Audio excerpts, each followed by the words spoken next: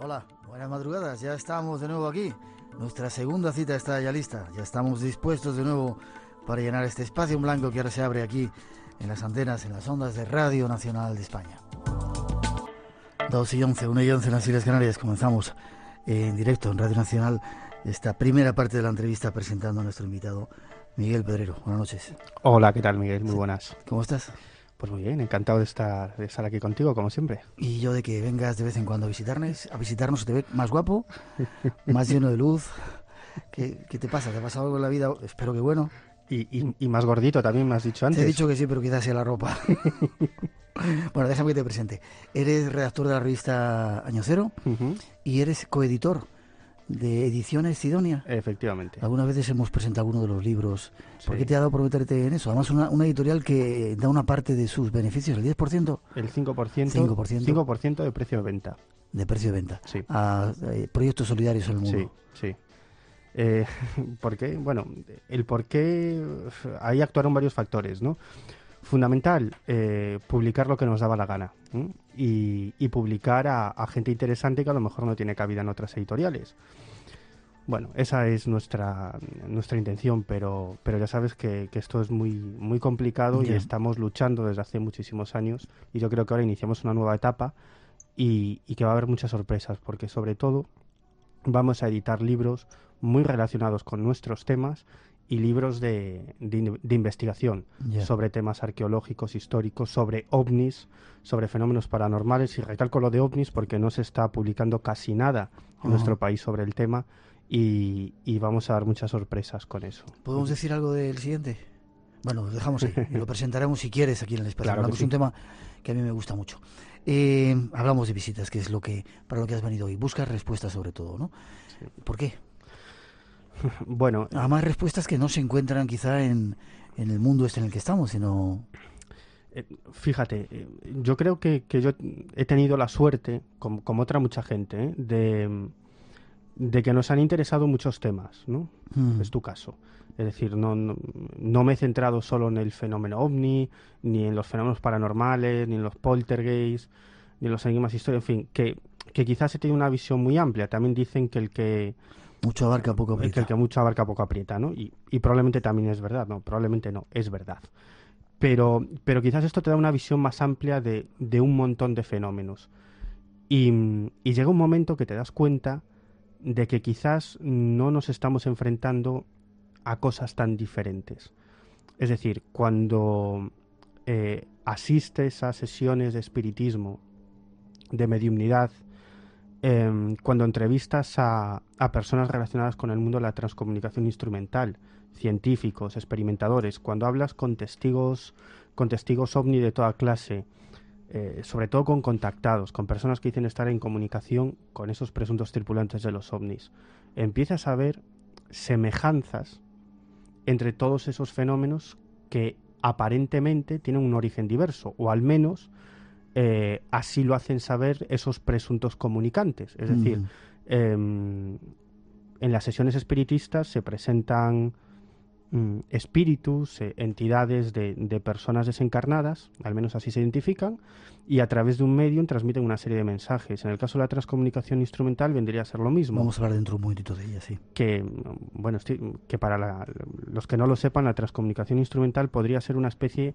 o así lo podríamos denominar, de espiritismo electrónico. Es decir, es mucho más interesante que el espiritismo, fundamentalmente por una razón, porque en este caso los contactos se producen a través de aparatos electrónicos, con lo cual eso ya es una prueba de que está sucediendo un fenómeno. Es decir, cuando algo queda grabado en una cinta magnetofónica, antes, ahora más ya en la era digital, en los ordenadores, etcétera, etcétera, ¿no? Y además en la transcomunicación instrumental hay un fenómeno fascinante que yo creo que es uno de los grandes fenómenos al que debería enfrentarse la ciencia, y desde luego es algo que a mí me tiene absolutamente alucinado, que es el fenómeno de las voces directas. Es decir, que hay casos en los que ese contacto ya no tiene nada que ver con lo que son las psicofonías, ¿no? La grabación de voces presuntamente procedentes del más allá, sino que se produce una conversación, una interacción entre el experimentador y ese presunto comunicante del más allá, con pregunta-respuesta.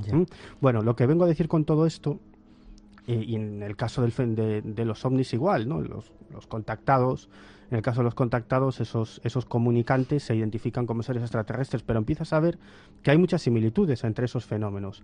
Los mensajes son muy similares.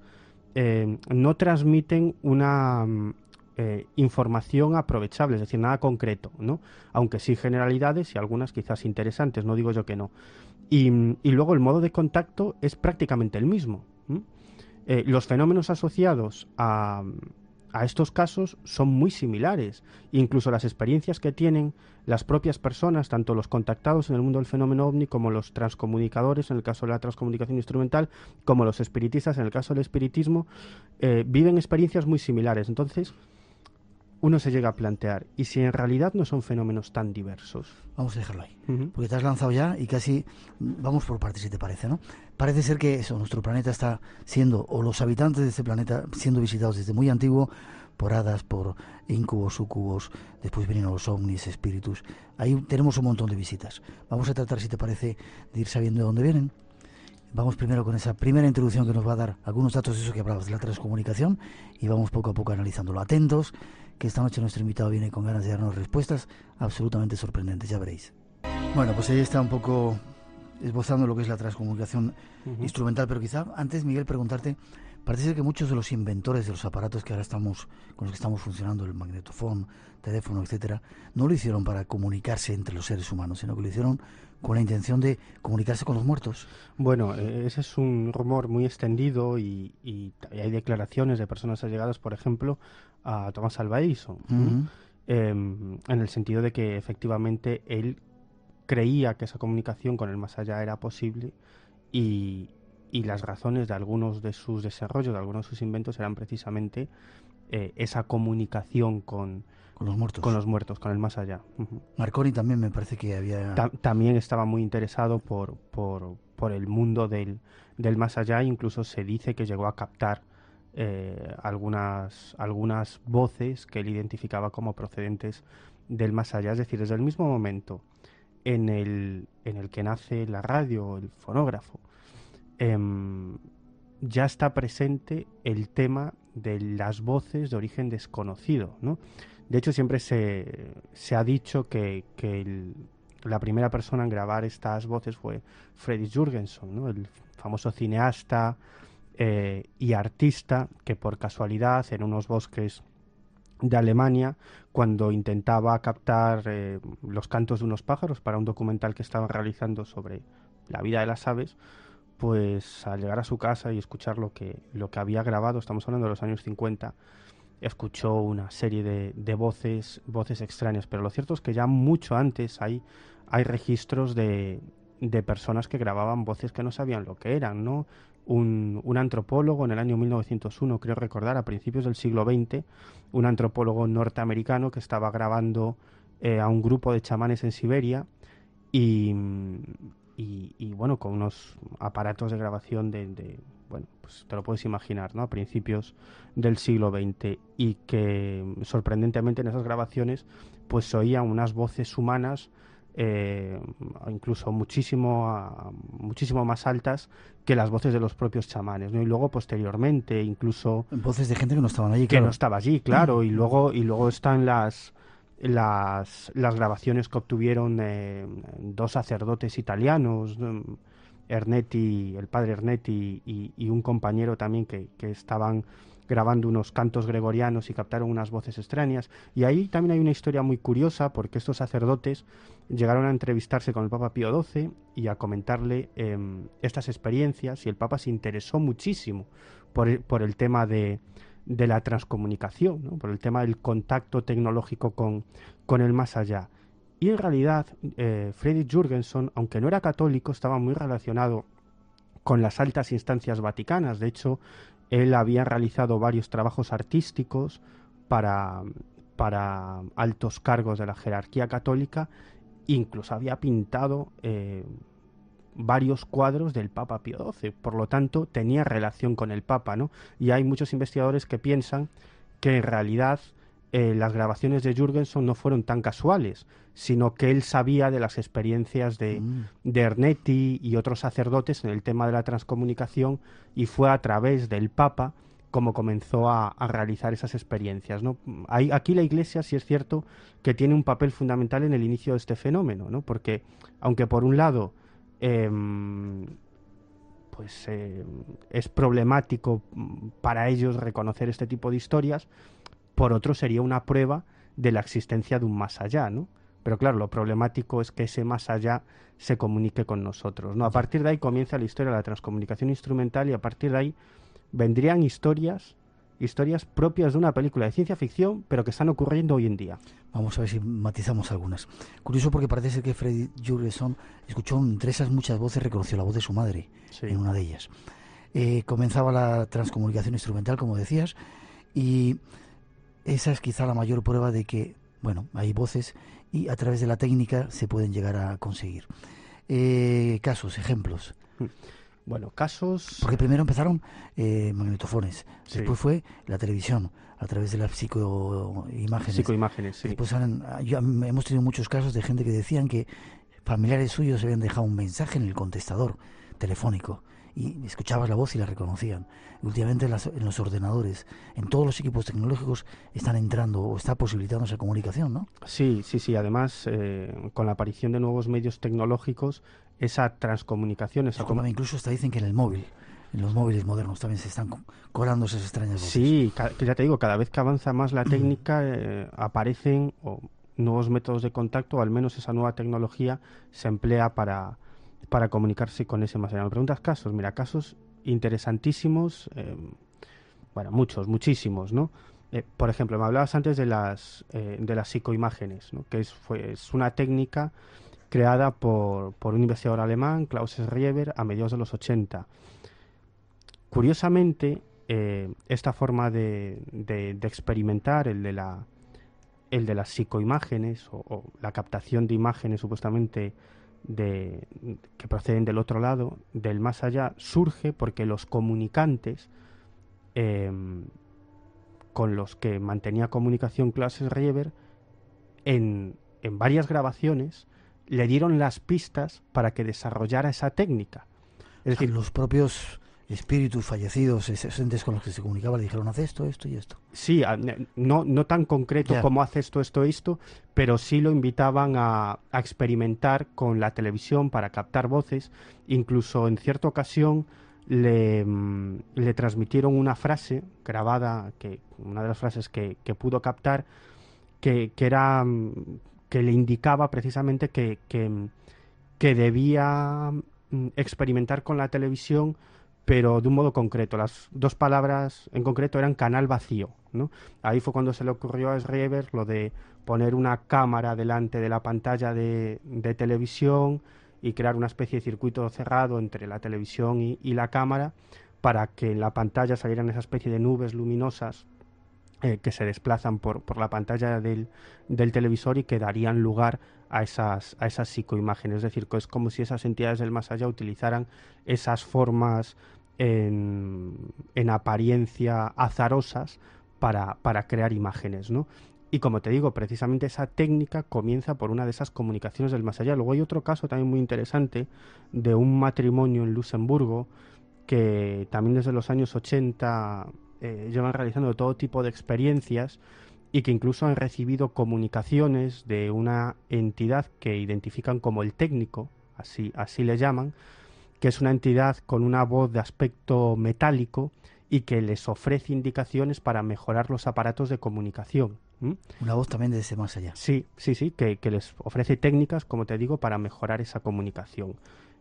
Otro caso interesantísimo, pues nos quedamos aquí en España.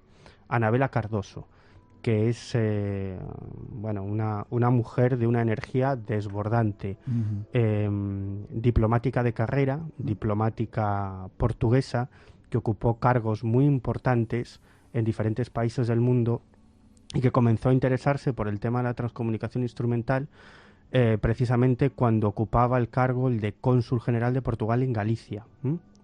Y bueno, comenzó a experimentar primero con psicofonías hasta el punto de obtener importantes comunicaciones con ese método de las voces directas, que el método es muy sencillo. Se trata de utilizar una o varias radios desintonizadas en una serie de frecuencias concretas y de esas frecuencias surgen voces que se comunican con el individuo. ¿Directamente? ¿No? Sí, directamente, con pregunta-respuesta, incluso conversación. Anabela recibe comunicaciones en varios idiomas, porque es una mujer de una formación excelsa, habla, pues yo no sé, 7, 8, 9 idiomas, muchos idiomas, ¿no?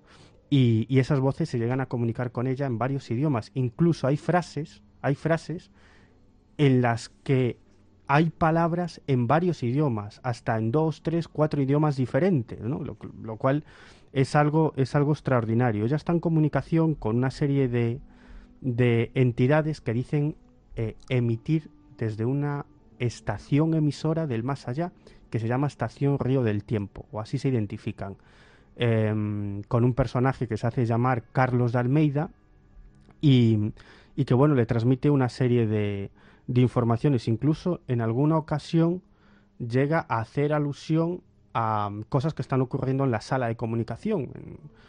Como si lo estuvieran viendo desde ese más allá. Sí, en una ocasión hizo alusión a uno de los gatos de Anabela, porque otra de sus características es que es una mujer defensora a ultranza de los derechos de los animales, ¿no? Y en su casa, en las afueras de Vigo, pues tiene perros abandonados, gatos, etcétera, etcétera.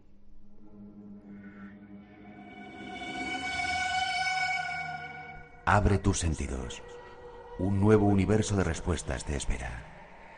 Espacio en Blanco, en Radio Nacional de España, con Miguel Blanco. El misterio continúa.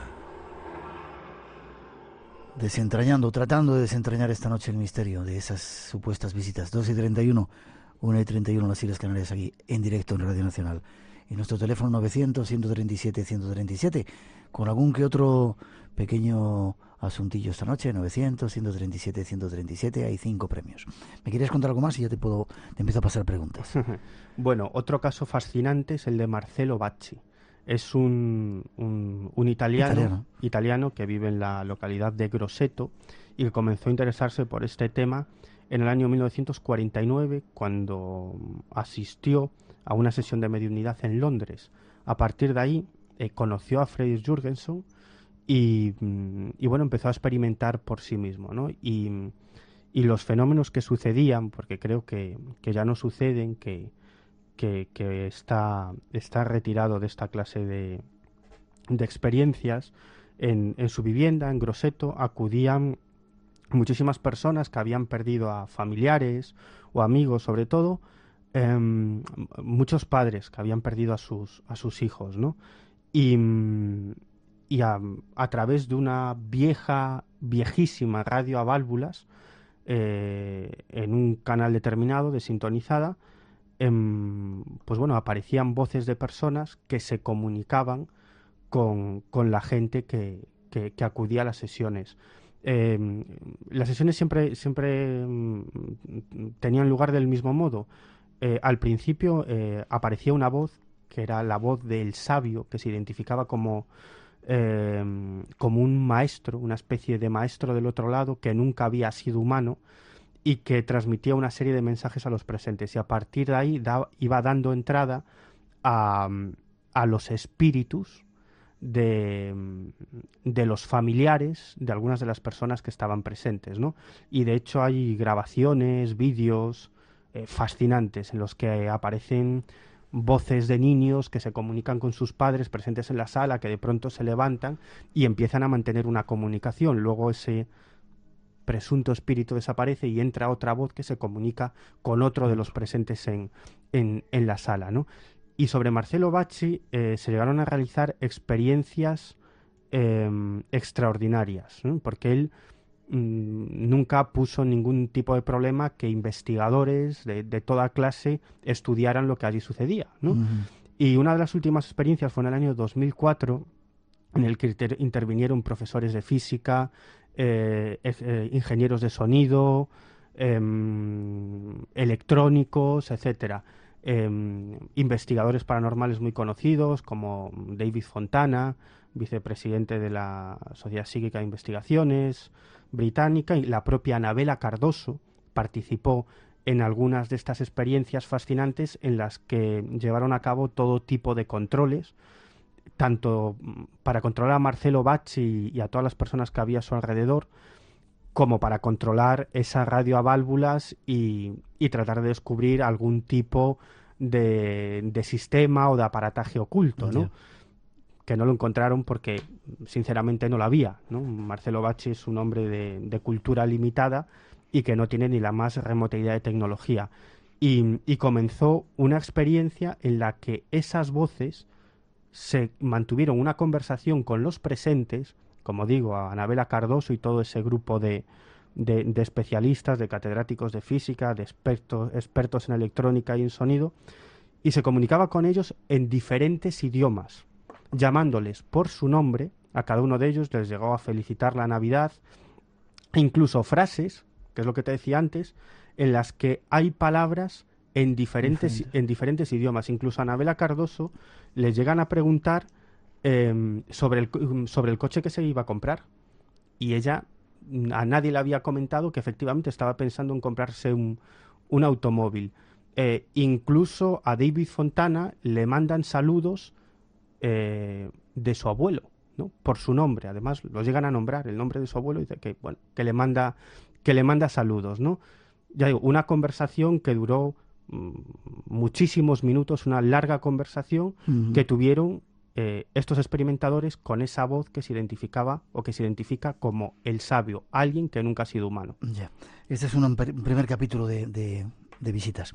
Hay muchas preguntas. Quizá tengamos que hacer un programa más hablando de eso, de las conversaciones directas, porque con pruebas además. Y tienes aquí en España la persona que más sabe, que es Carlos Fernández. Que además es uno del alma mater de la revista de Transcomunicación Instrumental. Es la revista más especializada en el tema y que llevan a Anabela Cardoso y Carlos Fernández, que él mismo ha vivido en primera persona experiencias fascinantes con Anabela. Nuestros saludos para él por si nos está escuchando y lo traeremos al programa para hablar de ello. Muy breve, no sé breve porque tenemos que hablar de los ovnis que están esperando ahí. Preguntan si un muerto no tiene cuerdas vocales, ¿cómo se puede comunicar? ¿Cómo puede hablar? Lo dejamos ahí, quizás des luego la explicación. Vale. Lo curioso, como una pequeña conclusión que sacamos de lo que cuentas, esa comunicación se da, salen a través de los aparatos y parece como que en ese más allá hay organización. Hay técnicos, hay sabios que dan paso, hay incluso hasta emisoras que se encargan de comunicar y dar paso a los diferentes mensajes, ¿no? Qué curioso. Sí, incluso hay toda una cosmogonía sobre cómo es ese más allá, porque teniendo en cuenta los diferentes mensajes que han recibido los distintos grupos de transcomunicadores por todo el mundo, pues bueno, se ha creado por parte de diferentes grupos de transcomunicadores una especie de filosofía o de visión sobre lo que es ese más allá, que además es muy curioso, porque no coincide con la cosmogonía espiritista. Es decir, para el espiritismo existe la reencarnación. Los espiritistas definen la existencia de la reencarnación, que vivimos diferentes vidas, diferentes existencias. Para los transcomunicadores no existe la reencarnación. Al menos eso es lo que le transmiten esas supuestas entidades del más allá. Algo que a mí siempre me ha llamado la atención, ¿no? Si en realidad tanto los espiritistas clásicos que se comunican a través de la escritura automática, de la Ouija o de la mediumnidad,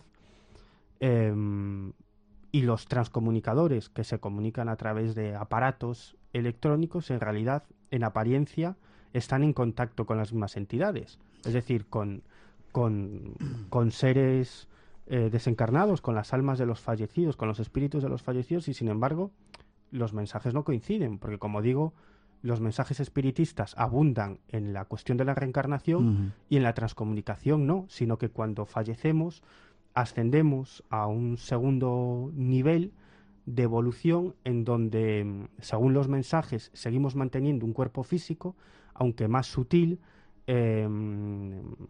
Al otro lado vamos con nuestra propia visión del mundo, nuestro carácter, lo que hemos aprendido en la Tierra, y ahí desarrollamos nuevos trabajos. Incluso dicen en los comunicados, en los mensajes, que hay relaciones sentimentales, incluso sexuales, aunque no existe la procreación. ¿Cómo digas, sí? Sí, que hay animales en el otro lado, que hay paisajes maravillosos, que no existe la enfermedad. En fin, bueno, habría muchísimo que hablar sobre la visión de ese otro lado. Lo vamos, si quieres, a dejar porque veo que puede ser muy extenso y seguimos hablando. 2:39, 1:39 en las Islas Canarias. Queremos traeros más señores de esos, más visitantes de ese más allá. Tras esa introducción, os hablamos de ellos. Para Stephen Hawking, el brillante físico inglés, experto en agujeros negros, una prueba de que un viaje en el tiempo no es posible es el hecho de que no nos han invadido turistas del futuro.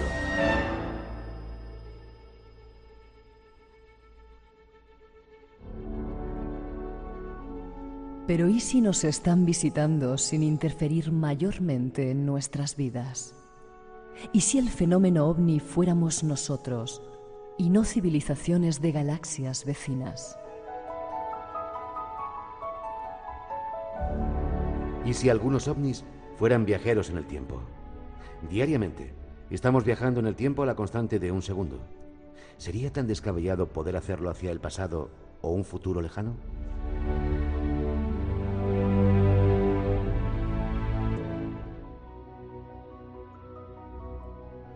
Son muchas las preguntas que nos asaltan. ¿Sería posible viajar en el tiempo?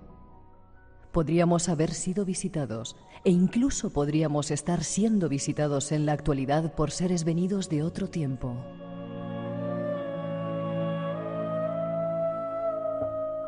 Puede parecer una idea descabellada, pero la ciencia actual cada día se acerca más a las respuestas. Tipo de visitas, los que vienen del cielo. Hemos hablado muchas veces de ello, incluso contigo, pero es muy curioso. Cuando uno analiza la historia de los objetos volantes no identificados, se da cuenta que han ido evolucionando. Quizá a medida que ha ido evolucionando nuestra tecnología. Globos aerostáticos parecían en un principio, después aparentes platillos volantes, aviones, naves, etcétera, etcétera. ¿Qué pasa con ellos? ¿De dónde vienen? ¿Quiénes son? La pregunta de siempre. Bueno, en otras palabras, que lo que quieres decir es que el fenómeno se adapta a nuestro contexto sociocultural. Sí. Es decir, que dependiendo de la tecnología, del contexto de nuestra sociedad, de nuestra cultura, así se presentan esos tripulantes de los ovnis, ¿no? Aunque hay unas visitas que lo tiran todo por tierra, las visitas de la antigüedad, a los dogones, lo que está plasmado en muchos cuadros en 1300, 1400, eso de alguna forma rompe un poco todo eso, porque ahí también estaban ellos. Pero, ¿por qué? Pero fíjate, en esos casos en la antigüedad de los que tú hablas, muy interesantes, que quizás en otro programa podríamos tratar. Yo estoy apuntando, tenemos que hacer un montón de cosas. Sí. En realidad, o se presentaban como dioses, o así los identificaban las personas que los veían o que contactaban con ellos, ¿no? Con el paso del tiempo fueron tomando otros papeles, dependiendo de las culturas y de los lugares de nuestro planeta, ¿no? Dependiendo del tiempo y del lugar, se presentaban de diferente modo, o al menos así eran vistos, porque yo siempre digo que en los casos ovni, o en el enigma ovni, tenemos que tener en cuenta, en primer lugar, el contexto sociocultural del testigo, es decir, porque cada uno interpreta un fenómeno desde su propio punto de vista, ¿no? Entonces, por una parte está la interpretación del testigo, pero por otro lado, y yo estoy prácticamente seguro que es así, no solo la interpretación del testigo, es que el fenómeno se adapta al propio testigo. ¿Sí? Sí. El fenómeno se adapta para ser creíble. Es decir, no tiene sentido que si tú eres una persona con una ideología libertaria o de izquierdas, se te presente un extraterrestre de fuerza nueva, porque no entraría en tu esquema mental. Y al revés, casos hay muchísimos. Hay casos de contactados, de casos de encuentros cercanos, de personas que han vivido encuentros cercanos con estos seres, que personas ateas, por ejemplo, o comunistas, ¿no? Te quiero decir que casos hay muchos y sí que existe esa adaptación. Por eso a mí cuando me preguntan qué son los ovnis, pues yo siempre digo que bueno, que quizás sean carros de brujas, ¿no? Porque tendemos a pensar que nosotros tenemos la razón y que nuestros antiguos eran medio idiotas, ¿no? Y bueno, no tenían la suficiente inteligencia o desarrollo mental para interpretar correctamente esos fenómenos. Lo que te quiero decir es que si antes no eran ángeles, si antes no eran dioses, si antes no eran brujas voladoras, si antes no eran elfos o hadas, ¿por qué ahora tienen que ser extraterrestres? Es decir, yo invito a los oyentes a que hagan un ejercicio, ¿no? Que contemplen nuestra cultura desde una situación externa, como si ellos no vivieran aquí, ¿no? Y entonces enseguida te das cuenta que vivimos en un contexto tecnológico en el que desde hace ya unas cuantas décadas está muy presente en la cultura popular, incluso la cuestión de la colonización de otros planetas, de los viajes interestelares. Entonces, ¿qué mejor forma que presentarse ante nosotros que como extraterrestres? Pero probablemente ni antes eran brujas voladoras, ni ahora son extraterrestres, son otra cosa. Déjame que te pregunte, el fenómeno es cierto, es decir, hay tantas experiencias que está probado que algo está pasando, Sí. que algo nos visita, ¿no? Sí, vamos, pero sin ninguna duda. Y no solamente algo nos visita, sino que está probablemente influyendo en la sociedad mucho más de lo que nos creemos. Y no hace falta acudir a cuestiones paranormales o similares. Sino, esto es algo que dice habitualmente Jacques Vallée, que es uno de los grandes que yo siempre suelo nombrar. Para mí el más grande investigador del fenómeno ovni, no solo porque ha seguido casos tremendamente interesantes, sino porque además analiza toda esa información y saca conclusiones, ¿no? Y él siempre dice que poco importa que tú o yo o el técnico que está ahí crea o no en el fenómeno ovni. Rubén. Es igual que crea o no en el fenómeno ovni. El fenómeno ovni ya está influyendo en su sistema de creencias. Es decir, todo el mundo, a cualquier persona que te encuentres por la calle y le preguntes cómo es un ovni, te dibujará un platillo volante. Cuando le preguntas cómo es un extraterrestre, pues te dibujará el típico extraterrestre de gran cabeza, ojos negros, cabeza en forma de pera invertida, etcétera, etcétera. Es decir, que ya está en la cultura popular la cuestión de las visitas extraterrestres, independientemente de que creamos o no. Y eso influye enormemente en la sociedad, influye en determinadas personas que pueden... de hecho, hay muchísimos científicos que han conseguido grandes desarrollos en el mundo de la física, de las matemáticas o de la aeronáutica, que se interesaron precisamente por esos temas a raíz de ver películas de ciencia ficción de extraterrestres que nos visitaban. Poco importa si esos científicos o esas personas creen o no en las visitas extraterrestres, sino que en realidad esa cuestión que los extraterrestres nos visitan han influido en su vida de forma enorme hasta el punto de dirigir sus propias carreras, y gracias a eso esa parte del conocimiento se ha desarrollado porque esos científicos nos han regalado grandes descubrimientos, ¿no? Entonces, solo por eso, es decir, que el fenómeno ovni ya está inmerso en la cultura popular, influye en las mentes de muchas personas, solo eso ya tiene una influencia enorme y no sabemos hasta qué punto. Eso por un lado. Y por otro, y ya termino, muy brevemente, yo creo que lo comenté alguna vez aquí en este programa, el tema del contactismo. ¿Por qué me interesa a mí el tema del contactismo?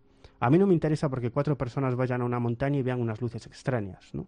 Que eso tendrá una gran trascendencia para ellas, pero para el resto de la humanidad nula. Sino que el interés está en que si hay una inteligencia que es capaz de interactuar con la mente de un tipo de Vallecas, aquí en Madrid, y decirle, oye, vete a tal lugar que vamos a aparecer. Y van a tal lugar, y en ese momento aparecen una serie de objetos extraños que son filmados, como ha ocurrido en varias ocasiones.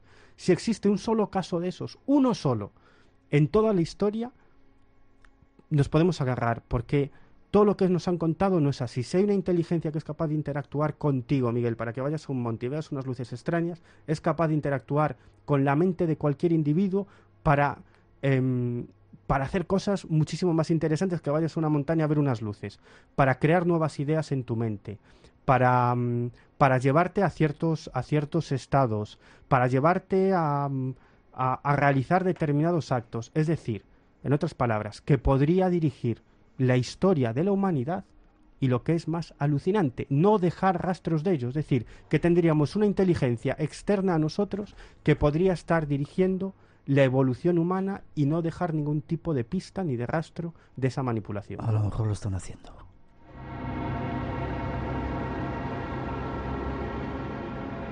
Una ventana abierta hacia otros universos.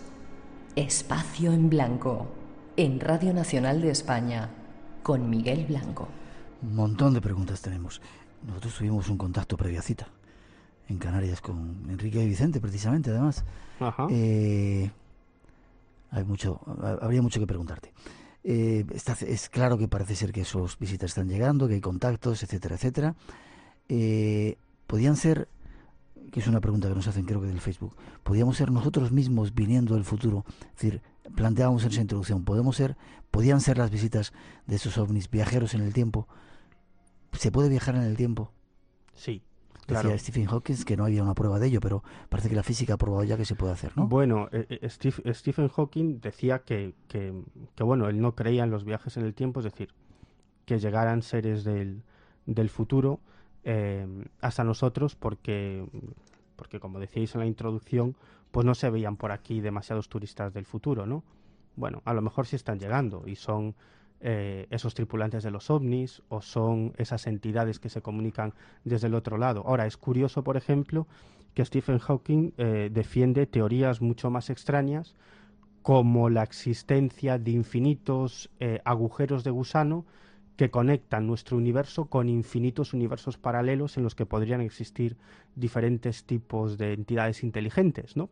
Bueno, por lo tanto, yo creo que se ha enrocado ahí un poco en el tema de los viajes en el tiempo y que es un poco quizás más de cabezonería, ¿no? Pero la mayoría de los físicos aceptan que eso es posible, ¿no? Sí se puede viajar en el tiempo. Sí, los viajes en el tiempo no son una cuestión de física, ¿no?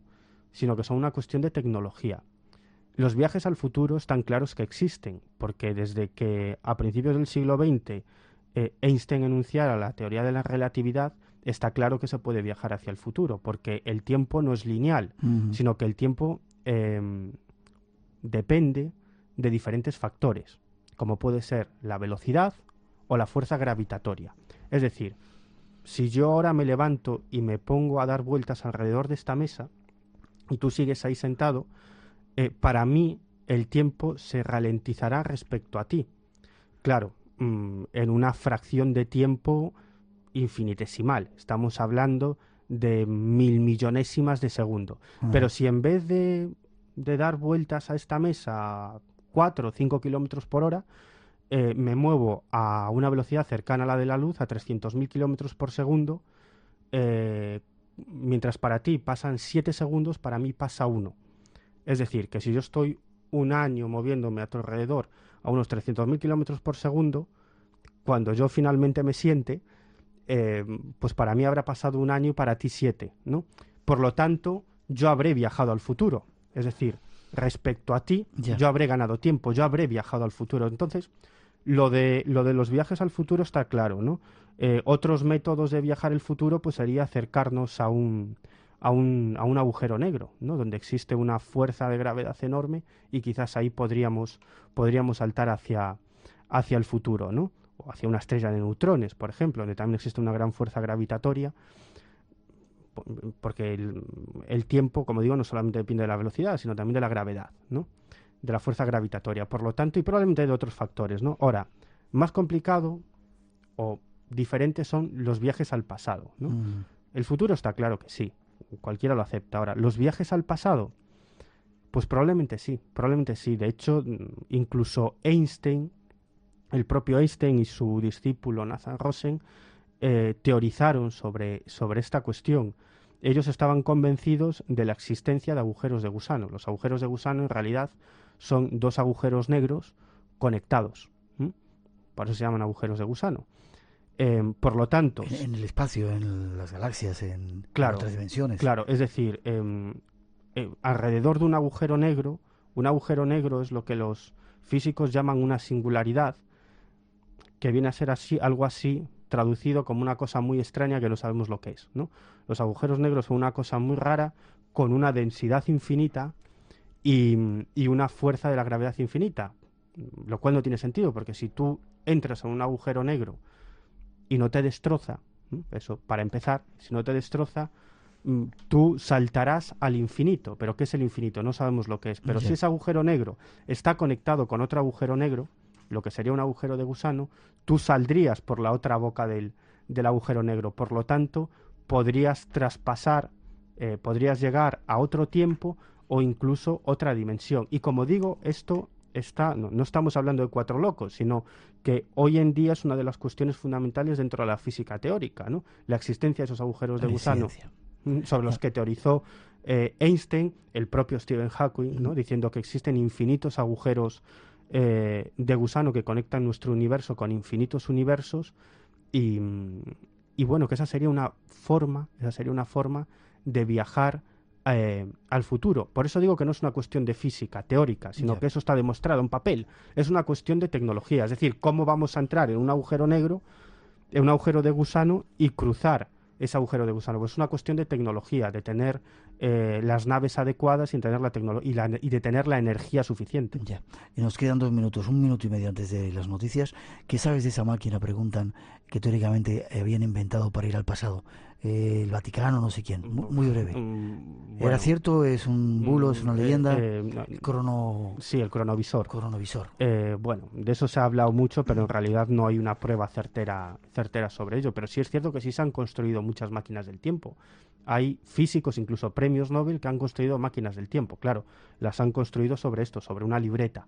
Ya. Es decir, se sabe cómo podría funcionar una máquina del tiempo y cómo se podría lograr una máquina del tiempo. Y como digo, hay físicos de primer nivel que lo han conseguido sobre el papel.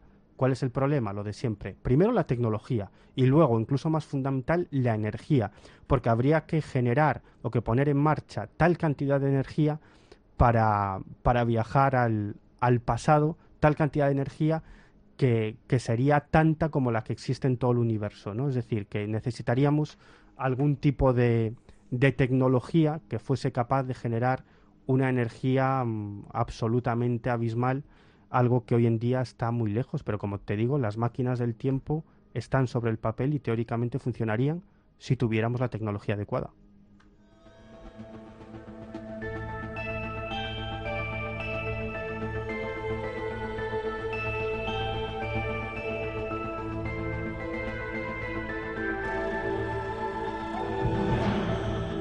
Esta música de Eduardo Tarilonte, que la ha compuesto especialmente para el programa de Nuestra Máquina del Tiempo, que nos dice que se acercan las noticias. Estamos ya entrando en el tema de la ciencia. En la segunda parte, una teoría muy curiosa que quizá pueda explicar todo esto, ¿no, Miguel? La teoría de cuerdas. Quizás de ahí vengan las respuestas de la física, no de los ufólogos. Llegan las noticias de las 3, las 2 en las Islas Canarias, hacemos una mínima pausa. En la segunda parte os vamos a dar respuestas desde el punto de vista, a mí me ha sorprendido mucho conocer esa teoría, desde el punto de vista de la física, y después vendrá una entrevista con Juan Luis Cano, que nos va a contar algunos misterios también, no solamente va a ser, escucharla, eso y mucho más en el Espacio en Blanco de hoy. Volvemos enseguida después de las noticias, 900-137-137 nuestro teléfono, por si queréis intervenir. Enseguida regresamos.